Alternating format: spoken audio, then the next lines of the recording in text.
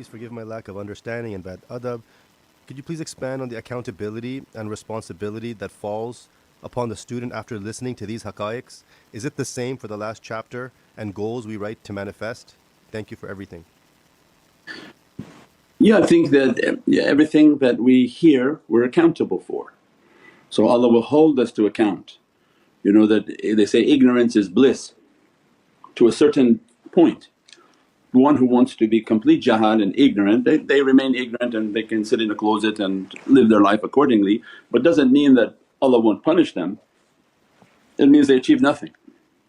But the one whom their soul has a yearning to achieve and to regain a status, lofty souls or high level souls that came upon this earth, they came with an intention that they would use this earth as a means in which to achieve their realities and to achieve what Allah has given to them of an opportunity. So they require to feed on these realities to attain these realities. So as a result of Allah guiding them, then they're now responsible. So you can't say that, I didn't know. They said, no, you were taught. Your eyes are recording and your ears are recording, and the one whom wishes to lie to Allah and say, no, I didn't know Ya Rabbi, Allah will play back their recorder for them. That here your eyes will testify, your ears will testify to what they heard and what you saw. So you heard this reality, you saw this reality, you allowed your nafs not to want to do it, not to follow it. And that's when the teaching comes back, well, who's sitting on the chair? That's a part of the meditation.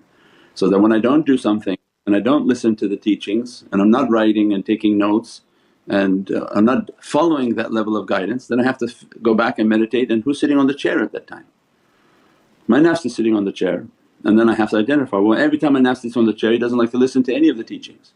So then I can say, oh well that seems to be a greater part of the day my nafs is sitting on the chair. Because the sickness is when you don't know that you're sick, right? Because people think they're good and they're generally saying, well I'm really good because look at all my friends are really bad. But that's not the litmus, that's not the test of being good. That if all your friends are gangsters and you're not, doesn't make you good, it just means that you're trying to move away from being a gangster.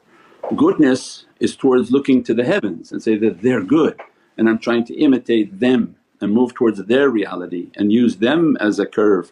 And that's why we have the example of Sayyidina Muhammad. So we don't compare ourselves lower, but we compare ourselves with the highest and say, I have to move towards that reality. And as a result, and then I do my accounting. So I see how much my nafs is on my chair and doesn't let me to learn, doesn't let me to study, doesn't let me to think about, don't let me to achieve. Then I understand, okay, this is my sickness. That's why the shaykh gives these zikrs. That's why the grand shaykhs have put together recitations and etiquettes.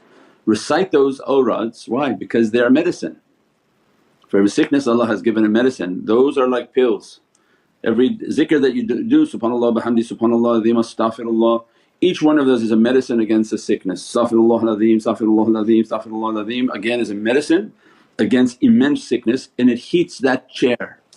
Where the chair becomes so hot, shaitan has to get off, Za'anu can sit there. And if you find yourself able to sit and do your awrad, means shaitan's not sitting on the chair, otherwise he would never let you to recite that. When you say, I can't even pray, means shaitan is so fiercely on your chair he won't let you to make prostration. That's not good, that's a dangerous sign.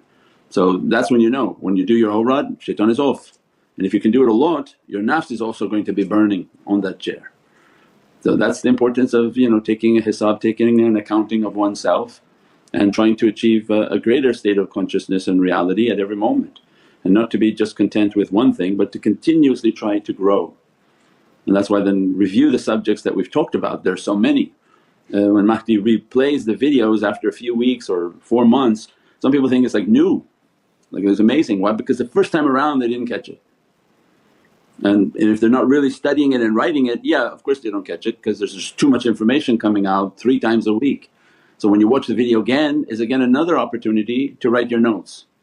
Not that, oh I already heard that talk, no, but you may be in 4 weeks or 4 months at a much higher state in which now you can comprehend the real jewellery or gems that are coming through them.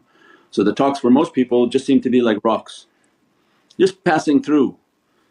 Because in life if you really knew that they were gold you would have stopped and wrote everything, because everything has an immense secret in your reality to achieve eternal stations, not something small. So but because we're dunya people, if I told you go to this stream and all of a sudden you look down and there's like all these diamonds and rubies and emeralds, you would build a camp, you would live there.